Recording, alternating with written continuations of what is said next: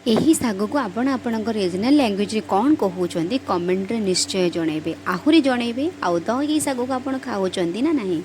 ନମସ୍କାର, ଜୟ ଜଗନ୍ନାଥ। ମୁଁ ବିଥିକା, ମୁଁ ଆପଣମାନଙ୍କୁ ୱେଲକମ୍ କରୁଛି ମୋର ଆଉ ଗୋଟେ ମିନି ବ୍ଲଗ୍ରେ। ମୁଁ ଅଛି ଏବେ ମୋ ଗାଁରେ, ମାନେ ମୁଁ ମୋ ବାପା ମାଆଙ୍କ ପାଖରେ ଅଛି। ଆଉ ଗାଁରେ ରହିଛି ମାନେ ଦେଶୀ ଖାଇବା ତ ଖାଇବା ହେବ। ଆଉ ଗାଁରେ ଆସିଲା ପରେ ବିଶ୍ୱାସ କରନ୍ତୁ ଅଲ୍ଟରନେଟିଭ୍ ଡେରେ ଆମ ଘରେ ପ୍ରାୟତଃ ଶାଗ ଭଜା ହେଉଛି। ଆଉ ବିଶ୍ୱାସ କରନ୍ତୁ ଏଇ ଶାଗ पूरा ऑर्गेनिक ଶାଗ, ଏଥିରେ ନା ସାର ପଡ଼ିଛି ନା କିଛି ଔଷଧ ପଡ଼ିଛି। ଆଉ ଖାଇବାକୁ ଏତେ ଟେଷ୍ଟି, ଏତେ ଡେଲିସିୟସ୍। ଆପଣ ଯଦି ଥରେ ଖାଇଲେ ନା ତାହେଲେ ଆଉ ଭୁବନେଶ୍ୱରରୁ ଶାଗ କିଣିକି ଖାଇବେନି।